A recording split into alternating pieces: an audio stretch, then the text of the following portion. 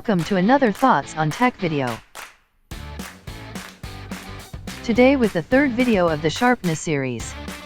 This time we compare the GoPro Hero 7 Black with the DJI Osmo Pocket. We use a new target, offset printed and with better resolution as the last one. We point both cameras at the target and crop in the resulting images for comparison. As you may see, there is some differences in the sharpness, with advantage for the DJI this time.